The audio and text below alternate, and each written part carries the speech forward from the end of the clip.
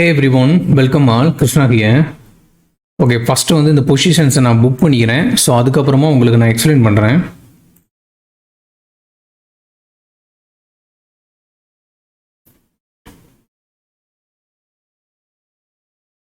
Okay okay book பண்ணியாச்சு. So இது just என்னோடய ரியல் அக்கௌண்ட் தான். ஓகே, எதனால் பேங்க் நிஃப்டியில் வந்து திரும்பியும் ஒரு 5 லாட் ஆட் பண்ணேன். ஸோ எதனால் என்னோடய வியூ வந்துட்டு புல்லிஷாக இருந்துச்சு அப்படிங்கிறத பற்றி ஓவராலாக நான் எக்ஸ்பிளைன் பண்ணுறேன். ஸோ இது உங்களுக்கு டெஃபினட்டாக ஹெல்ப்ஃபுல்லாக இருக்கும். ஜஸ்ட் தியரிட்டிக்கலாக நம்ம பார்க்குறது காட்டிலும் இந்த மாதிரி ப்ராக்டிக்கலாக பார்க்கும்போது உங்களுக்கு நல்லாவே புரியுங்கிறதுனால தான் என்னோடய ட்ரேட்ஸை வந்து நான் உங்களுக்கு காமிச்சிட்ருக்கேன். ஸோ இதை யூஸ் பண்ணி லேர்ன் பண்ணிக்கோங்க. ஆக்சுவலி மார்னிங் பார்த்தீங்கன்னா நம்ம ஓப்பன் ஆகும்போது நம்மளோட ப்ராஃபிட் வந்து 4000 இருந்துச்சு. ஸோ இந்த ட்ரேடு வந்து லாஸ்ட் வீக்கே நான் எடுத்திருந்தேன். புதுசாக யாரும் பார்க்குறீங்கன்னா ஜஸ்ட் இந்த டெலிகிராம் சேனலில் ப்ரீவியஸ் போஸ்ட்லாம் ஜஸ்ட் கோ த்ரூ பண்ணுங்கள். ஸோ அப்போ வந்து உங்களுக்கு நல்லாவே புரியும். ஆக்சுவலி இதில் வந்து புல்லிஷ் வியூ இருந்ததுனால நான் வந்து புட் ஆப்ஷனை செல் பண்ணி ஹெட்ஜ் பண்ணியிருந்தேன். ஸோ லாஸ்ட் வீக் வந்து பார்ஷியல் பொசிஷன்ஸை வந்து நான் புக் பண்ணிட்டேன். ரிமைனிங் பொசிஷன்ஸை தான் நான் கேரி ஃபார்வர்ட் பண்ணியிருந்தேன் என்னோடய ரிஸ்க்கை ரிடியூஸ் பண்ணி. ஸோ மார்னிங் ஓப்பன் ஆகும்போது நமக்கு 4000 ப்ராஃபிட் இருந்துச்சு. எகெயின் மார்க்கெட் என்ன ஆயிடுச்சு அப்படின்னா இன்றைக்கி கேப் டவுனில் ஓப்பன் ஆகி அப்படியே செல் ஆஃப் ஆயிடுச்சு. ஸோ இந்த 4000ங்கிறது 0 ஆயிடுச்சு. நம்மளோட செட்டப்க்கு ஏற்ற மாதிரி ரிஸ்க் ரிவார்ட் இதெல்லாம் வச்சு ட்ரேட் பண்ணணும். ஸோ பிளைண்டாக நம்ம எந்த ஒரு அனாலிசிஸும் பண்ணாமல் ட்ரேட் பண்ணோம் அப்படின்னா கண்டிப்பாக லாஸ் தான் பண்ணுவோம். ஸோ மார்க்கெட் எகெயின் ரிவர்சல் ஆகி கீழே டவுனில் வந்ததுனால ஒரு நல்ல சப்போர்ட் லெவல் இருந்துச்சு. ஸ்பாட் ப்ரைஸில் 46,600ங்கிறது ஒரு நல்ல சப்போர்ட் லெவல். ஸோ அதனால அதுலேருந்து ரிவர்ஸ் ஆகலாங்கிறதுனால எகெயின் நான் வந்து ஒரு 45 யூனிட்ஸ் அதாவது ஒரு 5 லாட்ஸ் வந்து செல் பண்ணி ஹெட்ஜ் பண்ணேன்.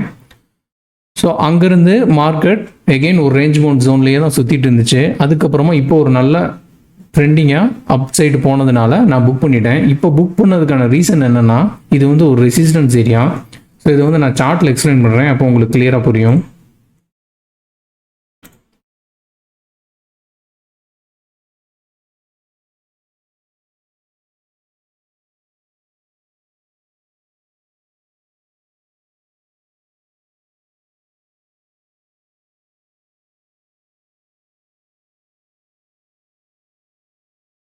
ஸோ இது பாருங்கள், மார்க்கெட் வந்து லாஸ்ட் ஒர்க்கிங் டேல நல்ல ஒரு கன்சோலேட் ஆச்சு இந்த ஜோனில். ஸோ எய்தர் இந்த ஜோனை பிரேக் பண்ணிருந்துச்சு இன்றைக்கி அப்படின்னா மார்னிங் நல்ல ஒரு மூவ்மெண்ட் கொடுத்துருப்போம். எகெயின் 47,000 பிரேக் அவுட் பண்ணி 47,300 போகிறது கூட சான்சஸ் இருந்துச்சு. பட் என்ன ஆயிடுச்சு அப்படின்னா நல்ல ஒரு கேப் டவுன் ஆயிடுச்சு. ஸோ கேப் டவுன் ஆகிட்டு அங்கேருந்து ஒரு சின்ன புல் பேக் கொடுத்துட்டு எகெயின் செல் ஆஃப் ஆயிடுச்சு. ஸோ இங்கே பார்த்தீங்கன்னா தெரியும் இந்த லெவல் வந்து ஒரு சப்போர்ட் ஏரியா. ஸோ இந்த சப்போர்ட்லேருந்து எகெயின் மேலே போகலாம் அப்படிங்கிறது என்னோட வியூ.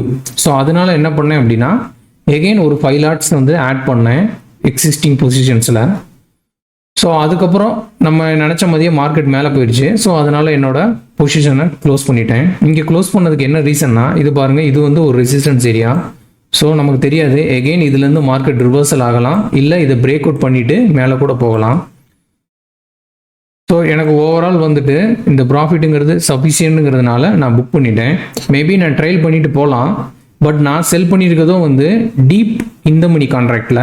ஸோ அதனால தான் நான் வந்து ப்ராஃபிட்டை புக் பண்ணிட்டேன்.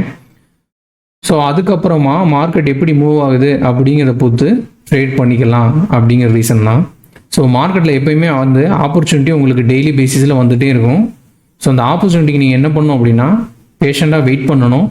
உங்களோட செட்டப்புக்கு ஏற்ற மாதிரி ட்ரேட் எடுக்கிறதுக்கு என்ட்ரி இருந்துச்சு அப்படின்னா ஜஸ்ட் என்ட்ரி எடுத்து உங்களோட ஸ்டாப் லாஸ் போடுங்க, அவ்வளோதான். வேறு எதுவும் நம்ம பண்ண தேவையில்லை.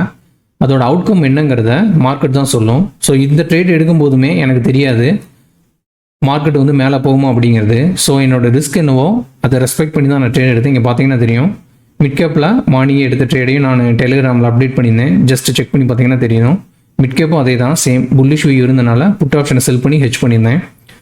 அதுக்கப்புறம் பார்த்தீங்கன்னா இங்கே பாருங்கள் 9:30க்கு நான் என்ட்ரி எடுத்திருக்கேன். சாரி 9:37க்கு என்ட்ரி எடுத்திருக்கேன். எகெயின் ஒரு 5 லாட்ஸ். அதுக்கப்புறம் எப்போ க்ளோஸ் பண்ணியிருக்கேன்னா 11:46. அவ்வளோதான். ஓகே, மேபி உங்களுக்கு எதுவும் டவுட்ஸ் இருந்துச்சு அப்படின்னா கமெண்ட் பண்ணுங்கள். Definitely I will help you out. Maybe இந்த வீடியோ நீங்கள் ஃபஸ்ட் டைம் பார்க்குறீங்க அப்படின்னா இந்த டெலிகிராம் சேனலில் ஜாயின் பண்ணிக்கோங்க. இதில் வந்து நான் எடுக்கிற ட்ரேட்ஸ் எல்லா ட்ரேடும் இல்லை, கொஞ்சம் யூஸ்ஃபுல்லாக இருக்கிற எஜுகேஷன் பர்பஸ்க்காக இருக்கிற ட்ரேட் எல்லாமே இதில் போஸ்ட் பண்ணிகிட்ருக்கேன். ஸோ இதை நீங்கள் யூஸ் பண்ணி கற்றுக்கலாம். ஆப்ஷன் செல்லிங் எப்படி நம்ம பண்ணுறது ப்ராப்பராக ஹெட்ஜ் பண்ணி அப்படிங்கிறத பற்றி.